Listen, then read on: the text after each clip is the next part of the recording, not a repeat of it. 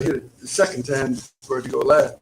And I hit it second. That's a quarter. I was a quarter way through the service before I realized I wasn't really on. You don't have to do service? Yeah, I lost the part of the service. So we went on. But we're on now. So in the morning, we're going to get into our lesson this morning and get started to see Amen. what we have in store today. We're coming out of the book of Proverbs. Yeah. We're going to be we're in the third chapter of Proverbs. Yeah. We stopped off at verse 7. We're going to pick up at verse 6 and go forward from there. But we're going to, we're going to start opening up by recognizing that it is Black History Month. Amen. And that we need to start recognizing our history. And because what's happening now is that there are certain people in this country now not only trying to erase us, but trying to erase our history too. Amen. And we have to start wake up and realize that there are people trying to erase our history. There are things that I've found that we've been going through that I didn't even know.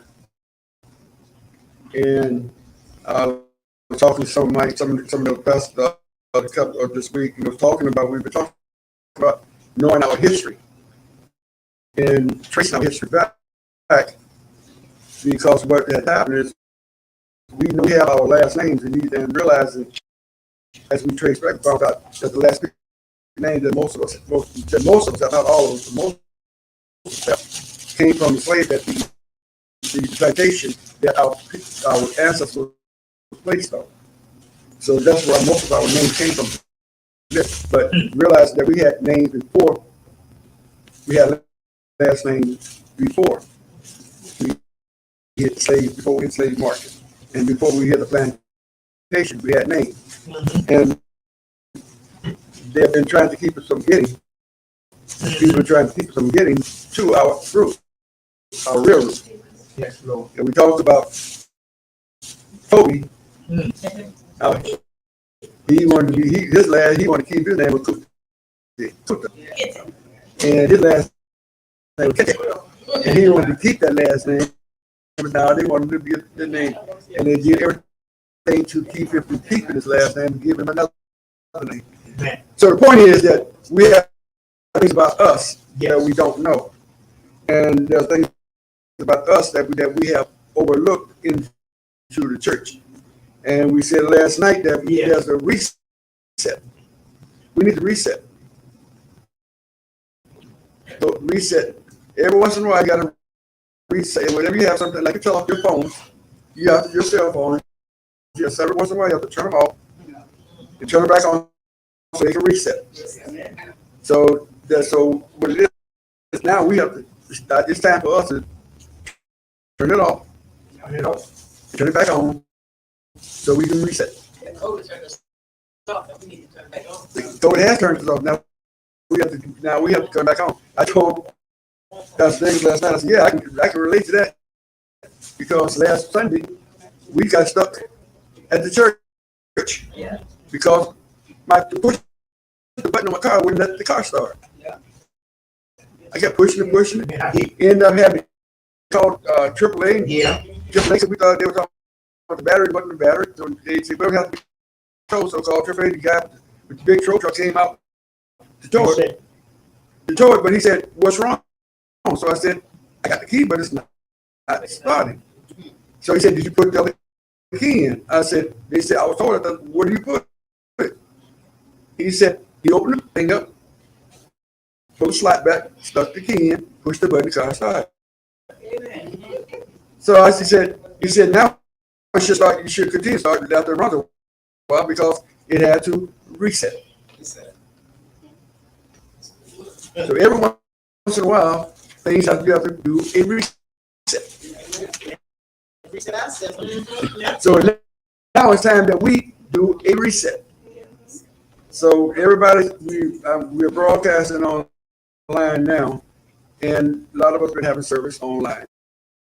Now it's time to go do a reset and go back to service. So I had told that I had made a statement that we was talking about how most churches over the pandemic, what they do is they don't do devotion, they don't do the other things, service online. They only do the message. They sing a couple here, sing a song, do a message. Then they were to church. They tell them, thank you for joining us. Blah blah blah. We're back on the.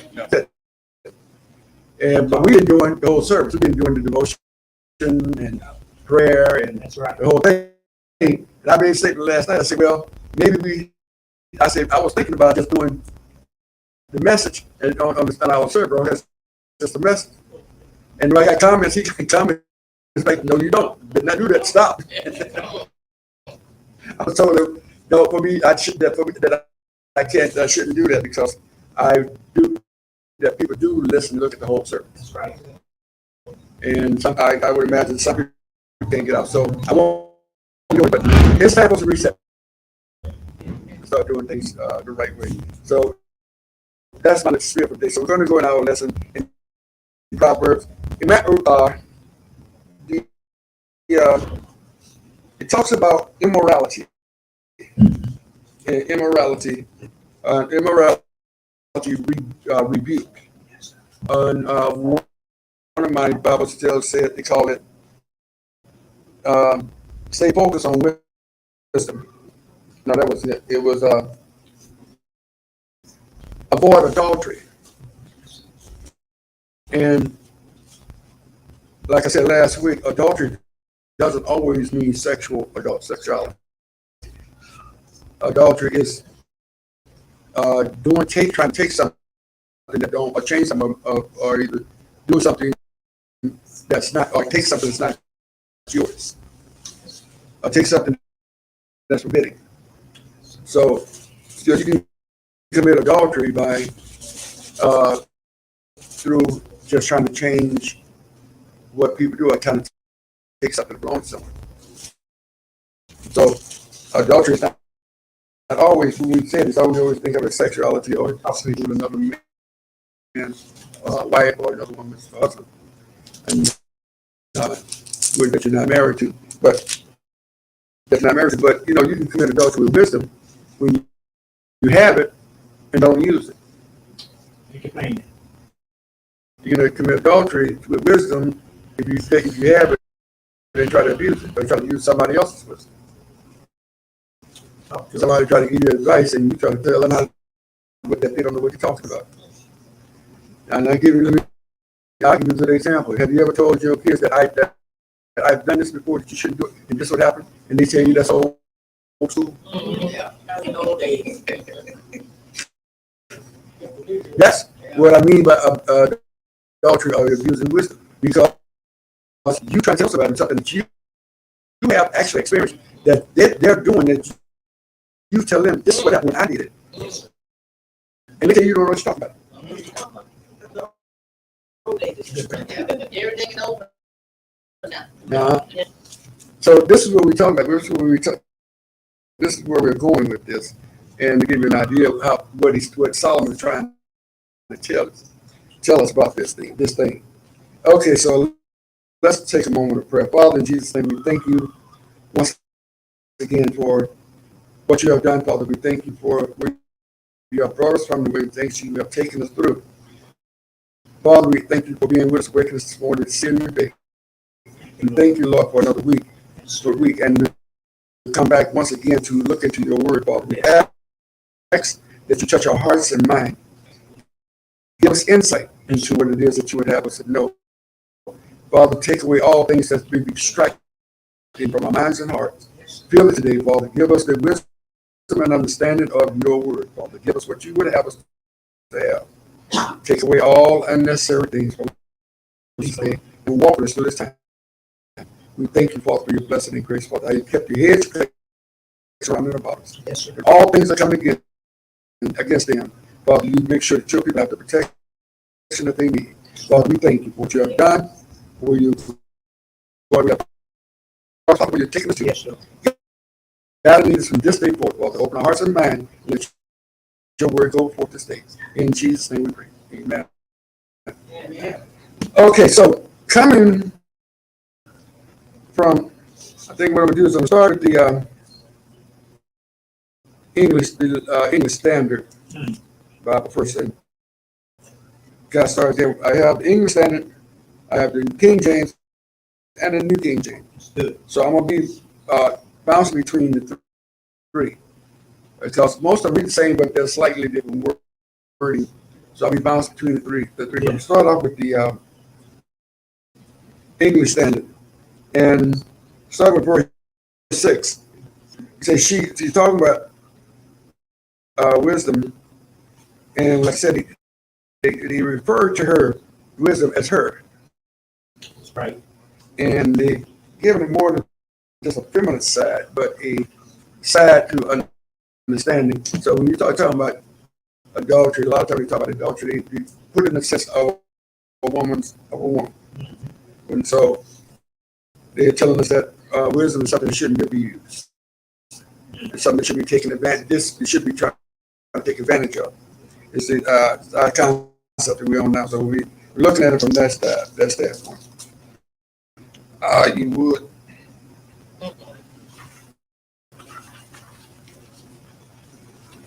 You're damn blowing it.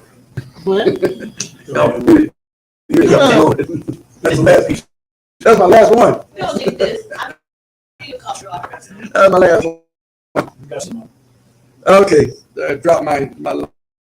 I'm having no time talking as it is. Okay, if I'm gonna do that, I'll start up a little higher, but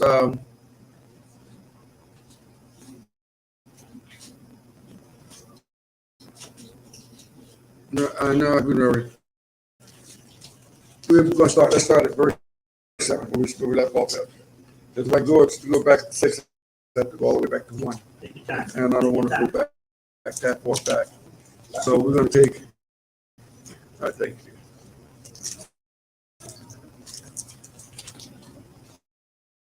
So let's start at verse 7. It said, "Do not commit."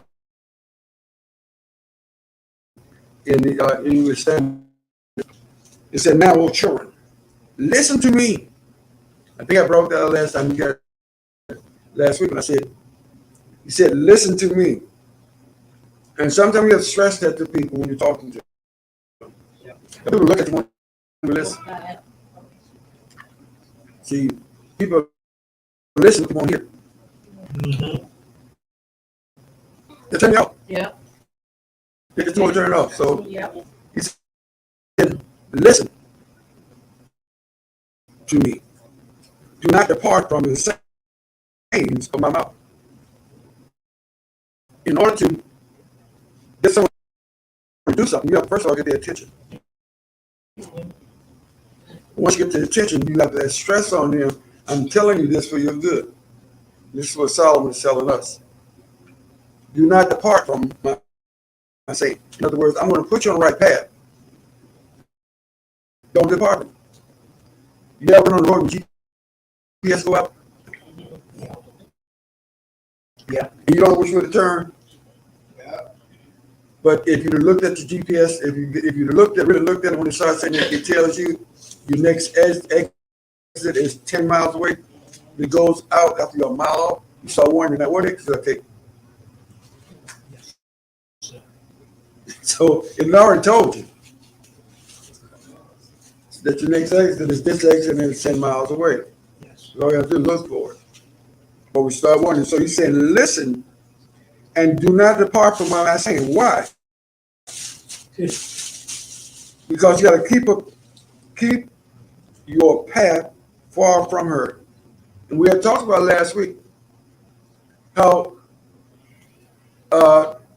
that there's people out there that's going to try to distract you from where you're going. They're trying to throw you off from your path.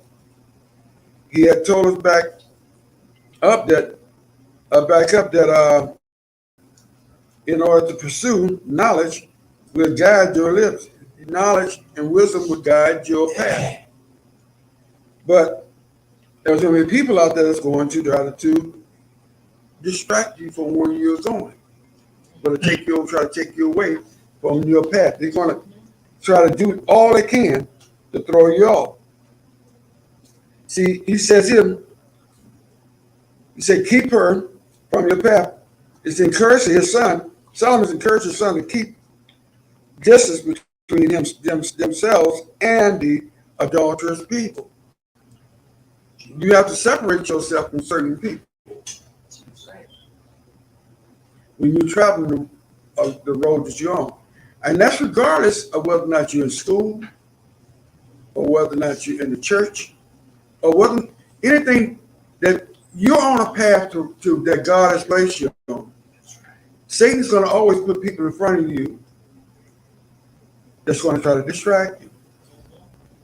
What Solomon is telling his son is, watch your path that you're walking and watch who you're with.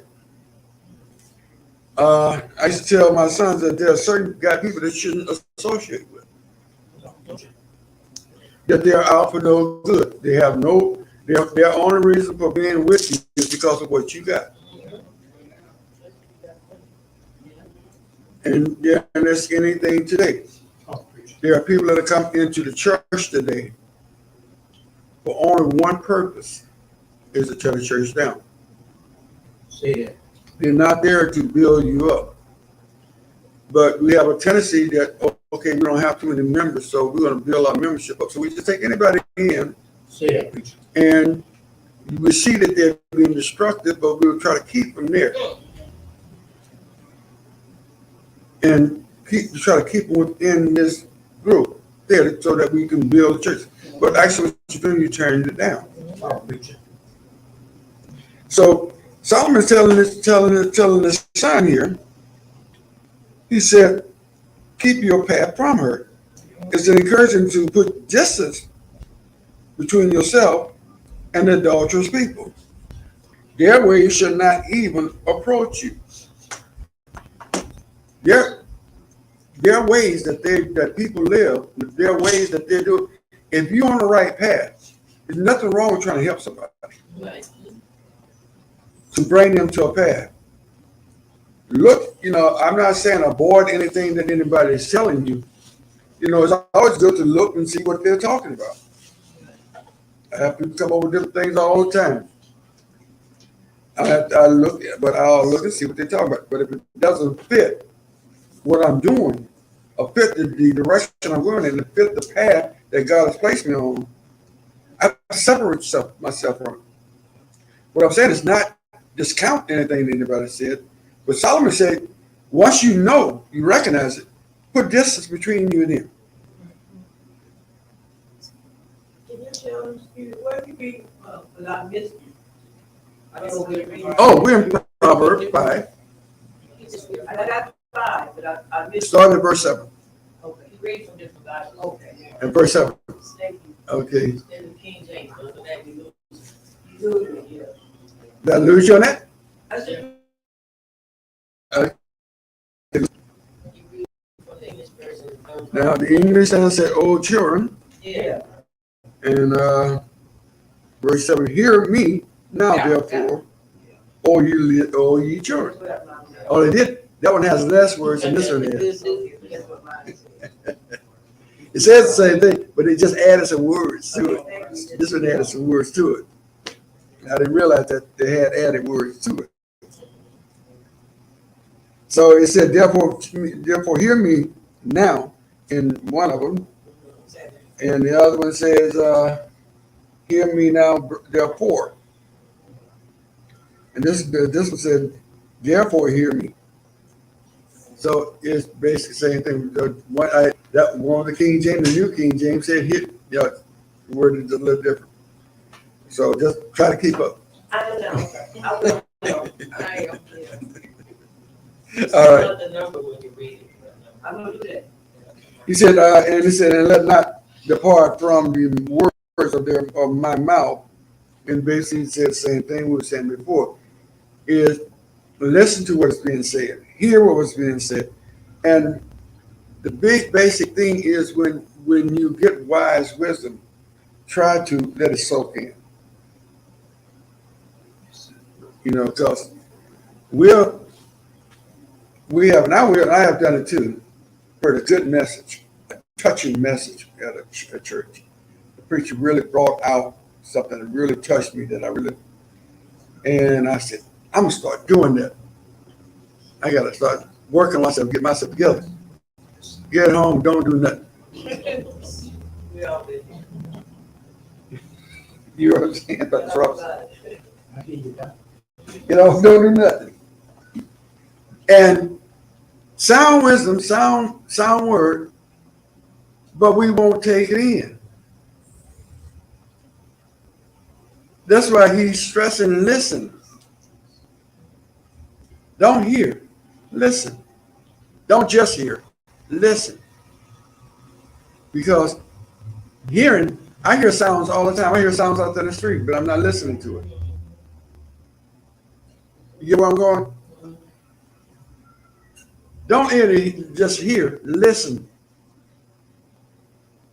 and put yourself on the right path. So he said, remove your way, the ways far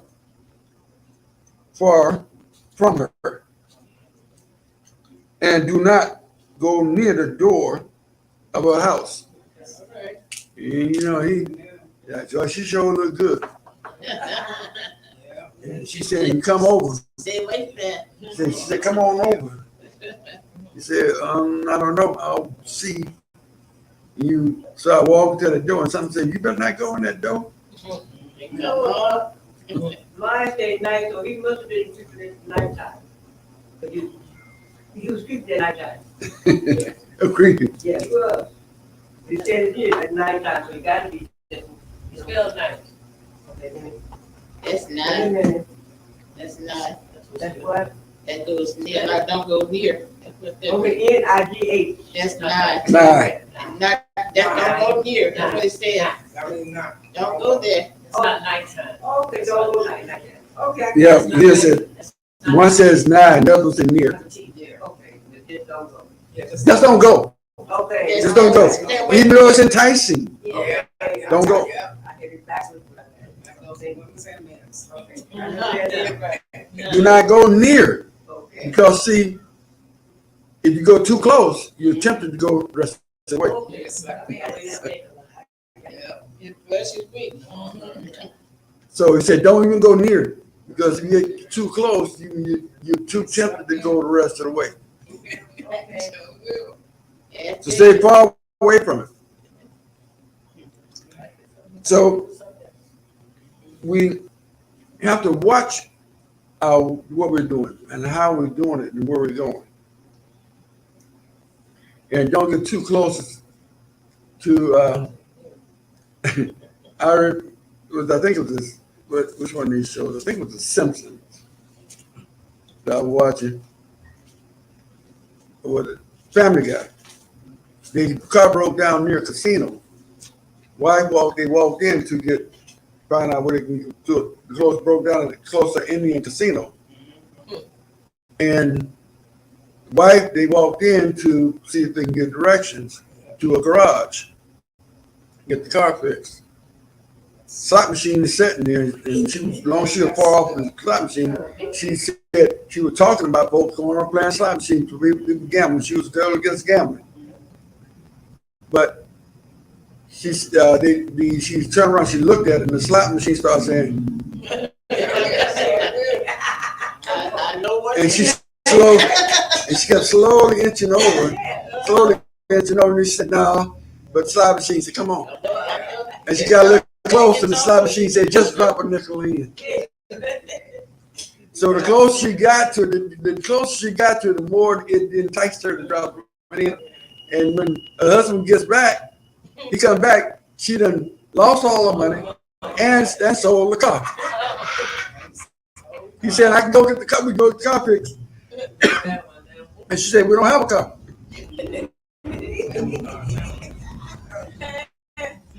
And I thought it was very interesting. The closer she got, the more enticed she got to the machine. So sometimes we have to stay away. We have to stay back some. So I stay back from it. When you say don't draw near, don't even draw near to it to get, so it won't entice you. If you see it, you have a tendency of trying to get close to it. Because in the English Standard said in verse 8, keep your path far from her, and do not go near her door, to the door of her house. And they'll break it down. Said the father's encouraging the son keep a distance between himself and the adulterer. Yeah, so you got to keep whatever the adulterer is or the temptation is. You got to get some distance between you. Because sometimes you want to do something, but you say, I don't want to travel that far to do it. You ever thought about that? Think about it. You ever want to do something that you know you shouldn't do, but you wouldn't do it because it's too far to go to do it.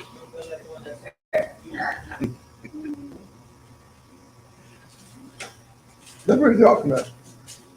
Keep some distance, because the distance will discourage you from doing it. Stay away from it. So he said, lest you give your honor to others, and your years to the curious one. Let aliens be filled with your wealth. Let me see. Let me read it this way. He said, let you give your honor to the others. See, he's telling you stay away from it. But if you don't, you're going to give, if you get too close, you'll end up giving your honor to someone else. Like the man's wife. She got too close. She ended up giving her money and her husband money to somebody else. And the car. Yep. So he said, unless you give your honor. So unless you, in other words, you're going to give what you have to someone else that you get too close. You let your strength. And he said, and your years to the malice. But there's a lot of us, and I have thought, and I'm in that group, that I look back over time and I think of the wasted years that I had doing some crazy stuff. And this is what he's talking about, the malice. If you get distracted off the path that you should be on, you can waste a lot of time. And if you look back through the years back in your life, and I have some years, and if you look back, there's some years that you look back and think about it that you wasted. Yeah. That we all waste. And this is what Solomon is trying to let us know. If you get distracted off your path, you're going to waste time. Even today, we waste time now with things that we should be doing. We waste time. We waste time doing things we shouldn't. There's simple things is getting ready for Sunday school. How many of you read your Sunday school lesson already? Yeah. And then, but Sunday morning roll around, you want to try to catch up. So instead of learning something from your Sunday school lesson, you're trying to catch up. And you're missing out on what's being taught because you have to go back and reread it again. That's why I keep going back. I'm missing something every time I do that. I'm missing something. I go back. Yeah, but if you already looked at it, you already looked at it to give an idea. So the point is, do not waste time on stuff that you don't need to be wasting time on. And a lot of us in our lives have wasted time. already and waste some years. But there are times now we even waste time today on things that we shouldn't be wasting time on. So if it's something I really want to do, so I can put more time into that, right? No, in other words, it's things that you should be doing that you waste time because you don't go and do it. You put it off. I'll do that later. When you have time to do it right then. Or start doing something, then stop doing it and say, well, I'll finish it up later. Yeah, I'll do that. This is what I'm talking about. We waste this in. We give, but the things we put it off to do is things that we don't need to be doing. So he's telling us that don't give credence to these things. Don't give honor to it. He said, because what happens is your years to the purest one. In other words, the devil's out there trying to distract you. And there's someone out there that's always trying to distract you from what you should be doing. It's basically what he leads us in. And because you're going to end up losing time. And we've all lost too much time as it is. Because with a lot of time, there's places we should have been that we can go, a place we should have been that we're not there yet. I know I'm striving to get some things done that I want to get done. And if I wouldn't have wasted the time, I would have had it done already. He tells us also, let the alien be filled with your wealth. Okay, let me see how that reads. Let strangers take their fill of your strength, is what the New Standard says. Robert. So let strangers take their fill of your strength, and your labor go to the house of the foreigner. Because if you're not paying attention to your directions and what you're doing and what you're doing, you let somebody distract you away from your past. In other words, the things that you should be accumulating, you're doing it for somebody else. You're not benefiting from the things that you're doing. Because how can you start doing something that you don't complete? What is the benefit? Who's benefiting from that? You're not. Start building a house. It's like me start building a house and somebody say, well, I need you to help me finish building my house. And I'll help you down the road. I said, okay, and I go start building my house, go finish building them. They don't benefit because by the time we finish building it, my house ain't complete. Right. Theirs is complete, and they're in their house. Yeah.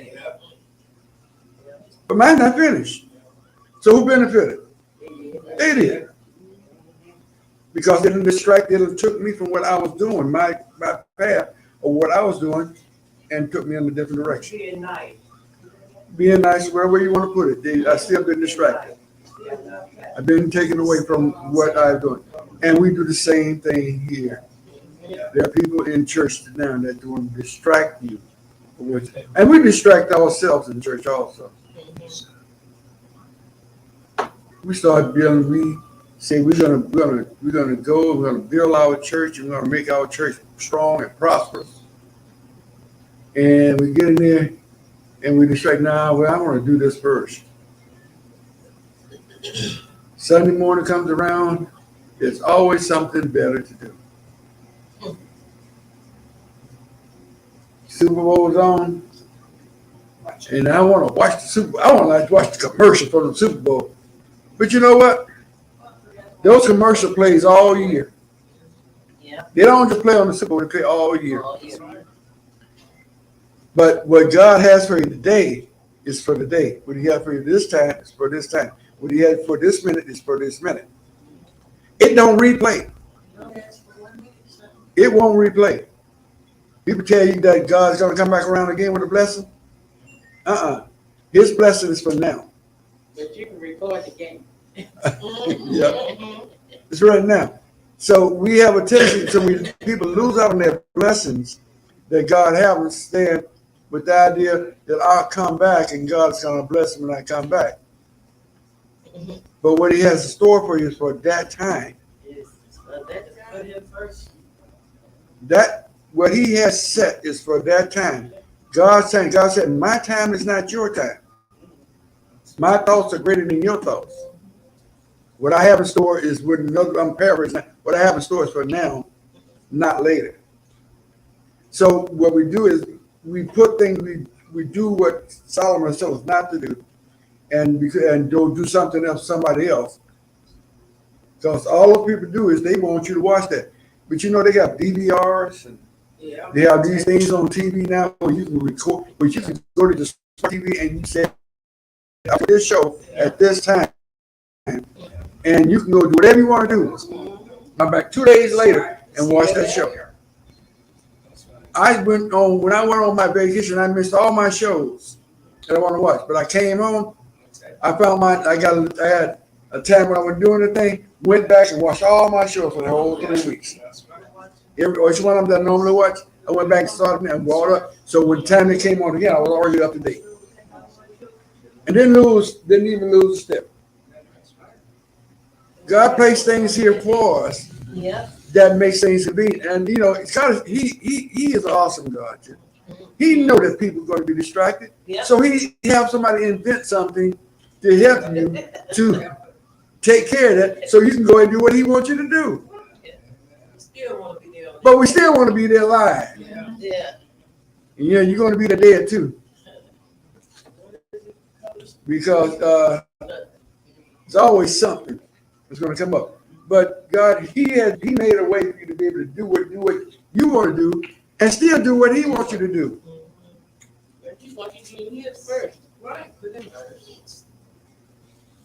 Yeah, well, he made a way for you can do what he wants first and still get what you want. You just won't get it that day it was done. And won't you know most of these shows that people put off go and see are recorded. They're not at that time. They were doing some other time, and then you put on this time. We put God out, say we want to see something live. I'm a Warriors fan, but do you know I can? If I miss a Warriors game, I can turn my TV on 11 o'clock and 11:30 at night and watch it again. Because they're gonna play it. They're gonna replay the game 2 or 3 times that day. So I may have missed it. As long as I didn't see the score, I'm fine. As long as I didn't see the score, I know how it worked out. How it came out. But sometimes when the sports come on, I turn the sports off just so I can watch the game and see how it came out. It's just like watching it live. But you see where I'm going. See where I'm going. This is what we're talking about here. We're talking about temptation.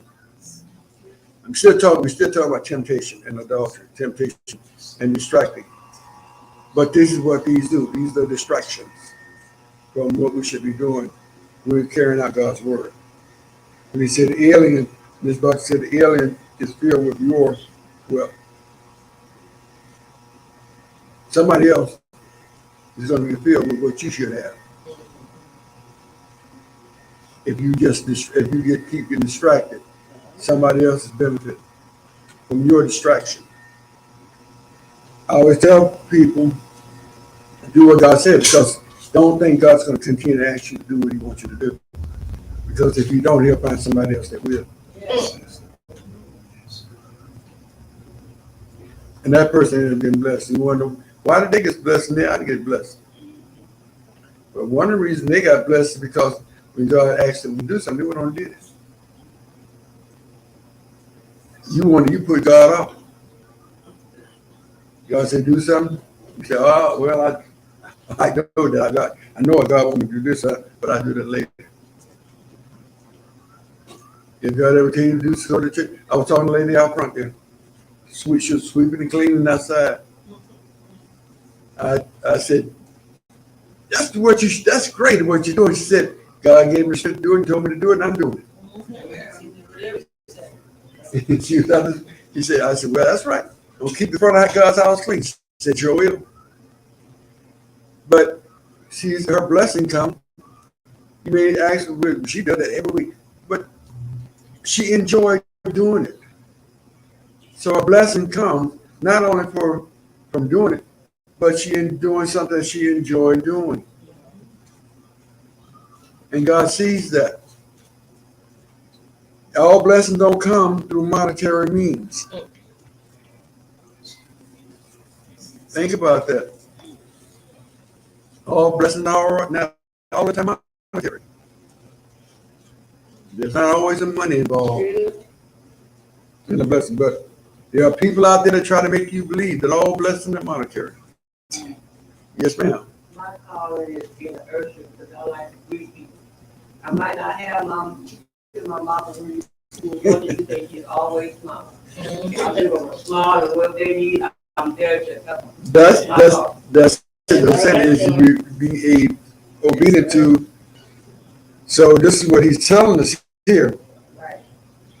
Let aliens be filled with your wealth. Other people are going to be filled with what you should have if you keep getting distracted and your labor go to the house of a foreigner. So the things that you're doing go to somebody else. I remember when I was first going to school, I was trying to get my license, my engineering license, and my contractor's license. I did a lot of work for other people doing that. I used to direct people on how to, they would call me an expert about certain things, and I would give them my knowledge on how things should be done. Not only did they get my knowledge, but they got the work done that they were trying to do, and they got paid for what they were trying to do. So all my knowledge went to them, and the benefits from that knowledge went to them. That's Until I stopped doing it and started applying my knowledge to benefit me. So here's what he's saying: your labor and the wealth of your labor, you will go to others if you let others apply and take it from you. A wise person knows when to say it, when to do it, and how to do it. If not, other people are going to benefit from what you do, and not you. And say in the mouth, at least when you're fresh and your body are consumed. He's telling us, and in the English Standard it says you have to read these two. In the English Standard, you have to read 10 and 11 together. He said, "Let strength take their fill of let strangers take the fill of your strength and your labor to the house of a foreigner, and the growing at your end when your flesh and your body is consumed." And that's going straight to what I was saying. You take your labor, and they benefit from your labor, and you have nothing left. Just break down. You don't have nothing. Because people will consume everything that you have. People use you up. If they can use you, they will keep using it until they can't use you no more. Let's put it that way. Yes, sir. I ain't seen that. Oh, I thought you had to say something. You see, here in the narrative, they say, and for the word that describes the people who will take wealth in this verse are the same words used in 2:16 to describe adultery. And in 2:16,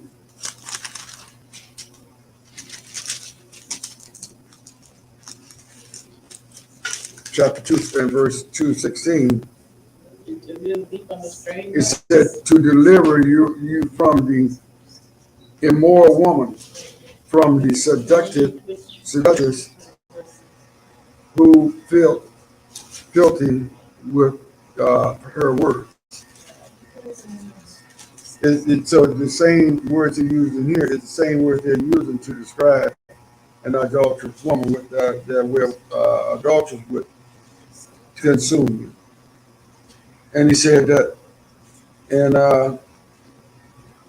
he said in verse 12,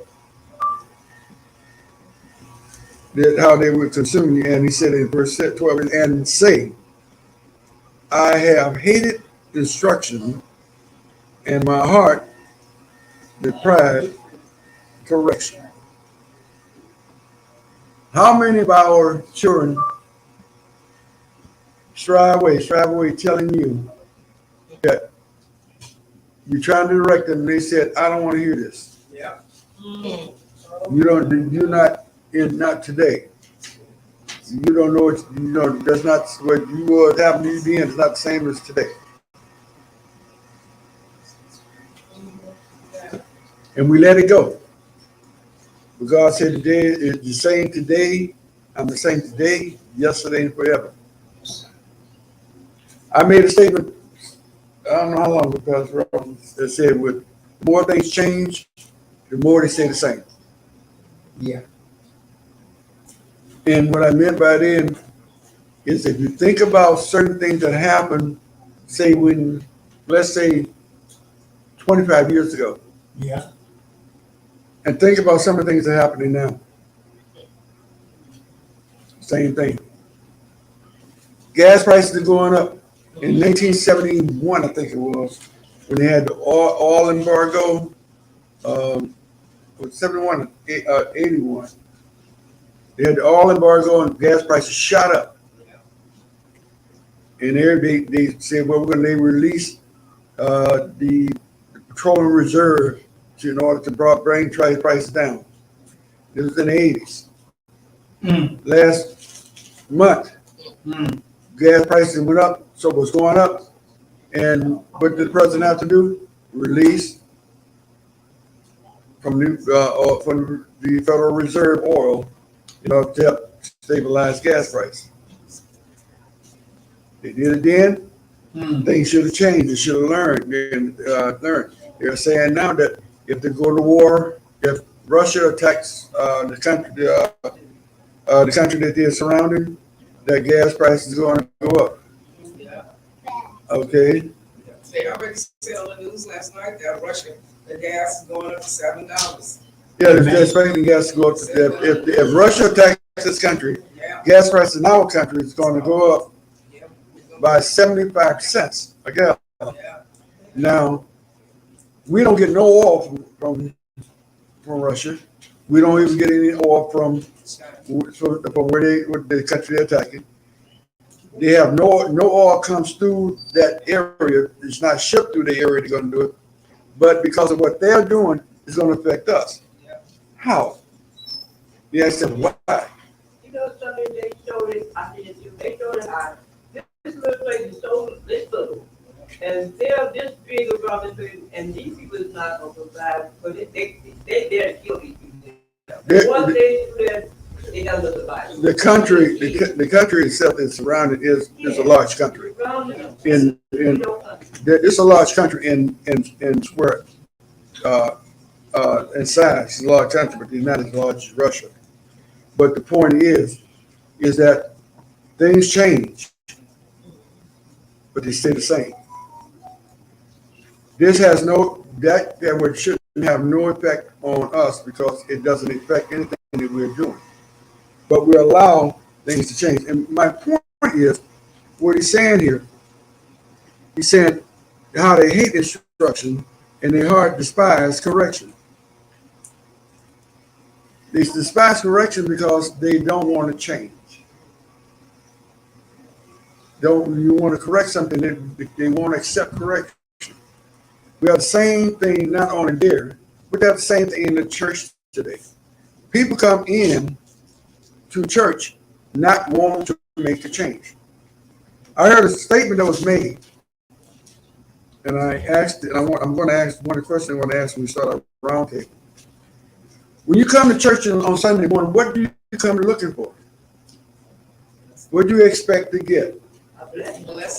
What do you expect to get when you get to church? You can get a blessing at home. What do you expect to get when you walk into church? Peace. Don't give me this. I'll take it everywhere I get it. Blessings don't come from the church. A blessing don't come from the church. The blessing don't come from the church. When I say that, he's the one I'm coming to see. That's my business.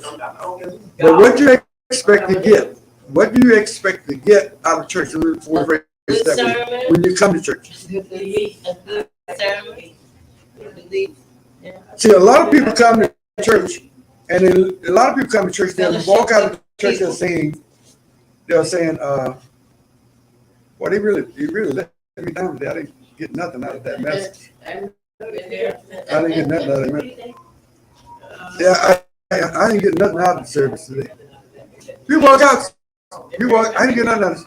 And the thing is, people come to church with no expectation. If you go someplace not expecting to get anything, you're not going to get nothing. I can't wait to get to church. That's me. I get excited when I wake up. That's what you're going for. Yeah, but my point is, we have to look at. You have to look at what. If you come in not expecting to get anything, you're not going to get anything. What is your expectations when you get up in the morning to go to church? What you expect to get? And if you're not expecting to get anything, you're not expecting to get anything out of it, you're not going to get it. Because I have seen people, and I have done it myself, walked into a church when I was visiting something out of town, just going because I used to go into church. Not expecting to get, and really wasn't looking to get anything, wasn't really looking for anything, wasn't looking to get anything. But when I started to realize that I was walking out not fulfilled, I started thinking about what I was doing when I was going to church, when I go to church.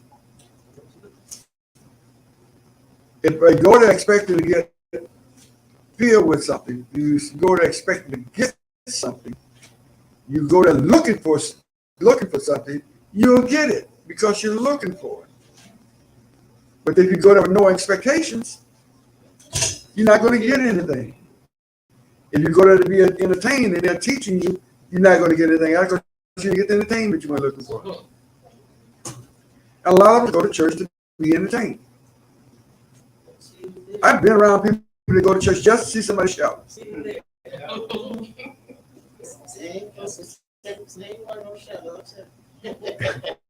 Or go to church just to hear a certain preacher sing, and that preacher don't get up and preach enough. Somebody else get up and preach, and they get this dead walk out disappointed because that preacher didn't get up and sing, and he didn't preach, and he didn't preach, so they walk out disappointed. They come to church with the wrong expectations, so we don't get anything out of church. We say, and the reason we're supposed to go is to get something from God. Well, if you're not looking for anything, you don't get anything. I'm getting distracted. You're all right. Right. One thing that I think we miss out. The Lord already given us an instruction what we go looking for. He says, enter into his courts with thanksgiving and prayers. The Lord touched you and I, he woke you up this morning. Give the God some praise. A lot of people that come into the house, you looking at them, you looking at the wrong people. Because a lot of them don't take consideration to tell the Lord, thank you. Thank God for your eyes, for your liver, your lungs, your kidney, everything belongs to God. And when we can recognize that we're breathing in his air, our lungs are functioning. Praise him. They look at you crazy. They ain't thinking about that. Just like you said, I want to see what they got on. I want to see who come with him and God. Because you know it don't mean everybody else got to be lonely. Ask God, he'll give you what you want. So this is it. Expectations. We come in with expectations. So one of the things we're going to be discussing when we start this is trying to open people's eyes to go in with an idea when they go to church. Don't you have a reason for going? A true reason. What do you want from God? Want for him? What are you looking for when you walk in church? Like Pastor Robert said, I got mine. He's what he said. was that what we are getting from God. And the thing about it, we don't. You have to understand that I got this. That's right. Now, what else does God has in store for me other than me getting up this morning? Because we have to let people know. People have to realize it's not our job to let people know and to make them realize that you didn't wake yourself up. No, that's right. Amen. And most of us know that. So what else are you expecting when you get to church? What else are you expecting out? There's a benefit. What benefit you're looking for? Everybody has something that they expect to get out of it. But a lot of us go to the church for the wrong reason. They're not expecting anything other than seeing somebody. They go there not with no expectation to get anything. So if you go somewhere and not looking to get something, you don't get it. I have people come in. I have people that have taught counsel and told them how to apply for a job, and they'll come back and say, "I didn't get the job." I said, "Wow, you're ready when you went in." Yeah. Well, I didn't think they were going to give it. I wouldn't get the job anyway. They were going to give it to me because I'm black. Wait a minute, you went in with the wrong attitude. That's why you didn't get it, because you didn't go in there. You went in there expecting them to say no. I said you have to get people to realize they go in expecting to get something, they end up getting it. If you go to come to church expecting to get something, God will make sure you get it. That's the point. So, and that's the point. And what we're talking about here is, if you know, somebody else is going to get it. You said to go to foreign land. Your labor is going to be used by a foreigner, somebody else. What you put into it is going to go to somebody else, because you're not expecting to get anything anyway. You said no. I can't really get yours. So, but that's the attitude. And okay, we got a couple minutes. He said in 12, and how I have hated instructions. I have hated instructions. How many of us has? He said in Proverbs, a fool or scoffer hates discipline. Proverbs said, "Fool hates discipline." So when he tells us in verse 12, it's the same thing he's going to tell us further on in Proverbs 9. In Proverbs 9, he's going to tell us the same thing about fools. But he said a fool hates instruction. A fool is, when he's talking about somebody that thinks they know everything, is a fool.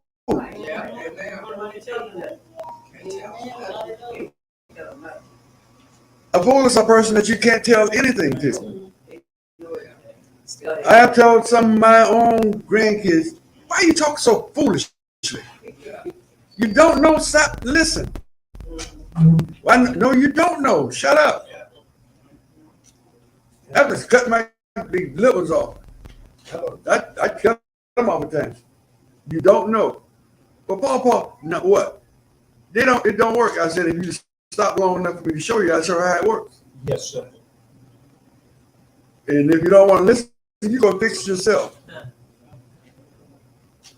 Then when they mess around with it long enough to come back, I don't call them fools, but I get me and tell them, you go fix it yourself then. Why are you going to bring it to me and you're going to tell me how to do it? I tell grown the same thing. I used to tell people that call me to their homes or to their business to do something, work when I was working. And while I'm doing it, they're going to walk up and watch and try to tell me how to do it. I had several times I stopped, got up, packed my tools up, said, "When you fix it," I said, "Go ahead and finish it." Well, I called you. I said, "No, you called me to do it, but you want to tell me how to do it. So if you knew how to do it, you wouldn't have called me. But since you called me, that you got to let me do it. So if you're going to tell me how to do it, you go ahead and do it." And I'll start walking with it and stop. That's a fool. A fool knows everything, won't take instructions. And is not, and I don't believe that Solomon is putting people down when he wrote this, is to let us know about some of the people that we're going to meet, that we have to stay away from. Abort yourself. He said earlier, abort yourself from it. So this is what he's telling us. These instructions he's trying to give us. And he said, why the wise love it. The wise person loves getting instructions. Mm-hmm. A fool does hate getting instructions because they feel like they know everything. But a wise person loves to get instructions because me, the more I know, the more you can tell me about something I don't know, the better I feel. This is why I gave instructions the first part of the month before Black History started. Find something that you don't know anything about and bring. Because if you don't know anything about it, maybe something somebody else will know anything about that you can instruct them on. Yes, sir. So a wise person enjoys getting instructions because the more they learn, the more they get, the more they know. All right, George. So we have to understand. They said they hate discipline and they despise reproof. So, they hate discipline, hating being disciplined, or in other words, hating being disciplined for doing the wrong thing. And reproof, correction, being corrected. I'm gonna straighten you. If you're going the wrong way, I want to correct you before you go too far. I was listening to this guy yesterday telling me about they had went to this party and they had left the kids with all the kids with someone else, and they came back and they went to this day. So they took the kids over there. So they was up past the bedtime. Instead of making them go to bed, they took them to some amusement center where the kids play these games and stuff. And they said, okay, it's time to go. They said, we ain't going nowhere. And they told them, put you in a timeout. Yeah. I told her, I said, did the timeout work? She said, no. I said, why didn't you just take a stick and say, let's go. That's it. I said, there's no timeouts around here. I said, you ever notice why they're around here? I tell them to do something, they go ahead and do it. Last night when I told them they were sitting up, all of them sitting around me last night, I said, okay, time to go to bed, turn it off. Everybody came, gave me a kiss and a hug and went to bed. And get nothing back. Because there's a difference. Wise person know how to take corrections. A foolish person get punished, and then they learn that I got to be a little wiser at what I'm doing and where I'm doing it at. So they know what's the place is supposed to, where they can get away with it, where they can't. A kid is smart. Yeah, it's hard. They know where they can get away with stuff. My little girl, she knows where she can get away with stuff at, and she knows where she can't get away with stuff at. What you at? That's it. Just want to tell you a few minutes ago about that thing you had. You didn't want to miss it, did you? He said, Papa, no. Papa, he said, God damn it, Papa. He's smarter than me. But it's a wise person knows when to listen, and they love to get instructions because to learn more. That's good. But I tell my grandson that we're working on his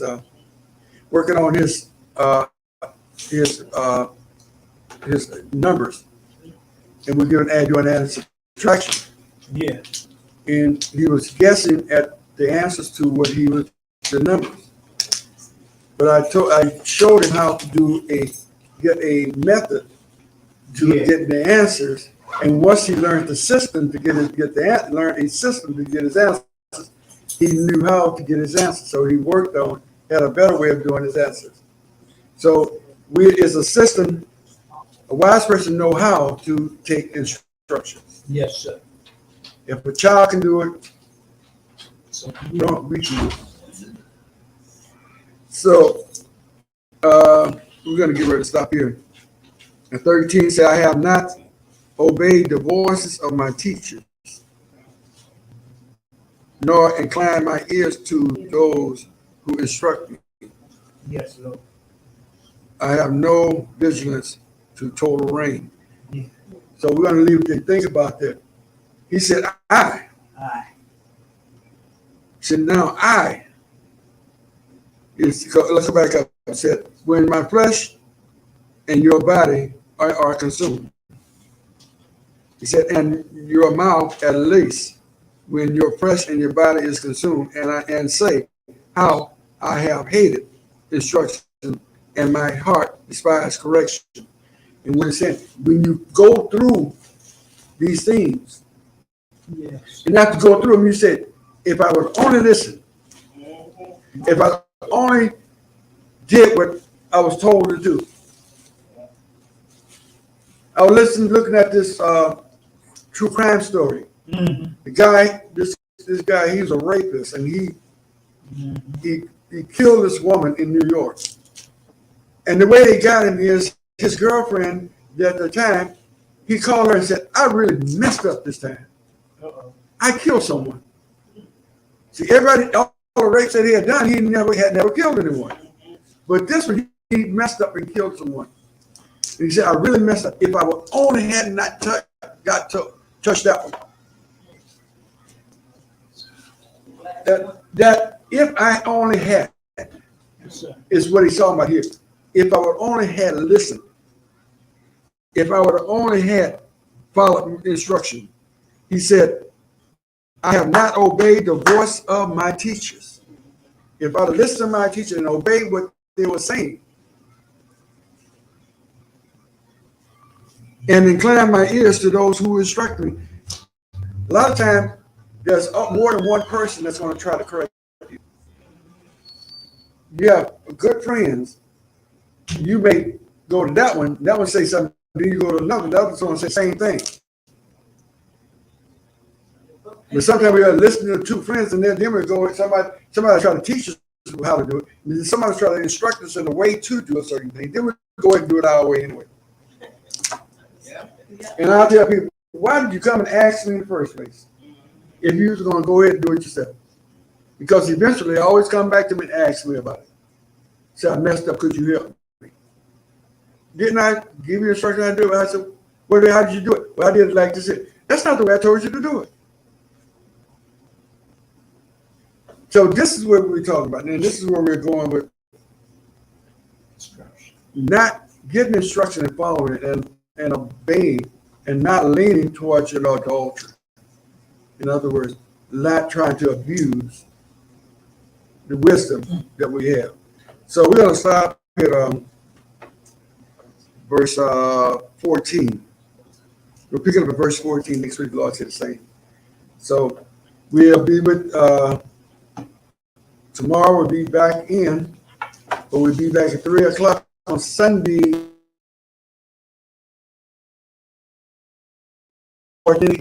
Showing up, bring something, and be ready to do something. Because everybody has to do a little something in the program tomorrow. So be blessed.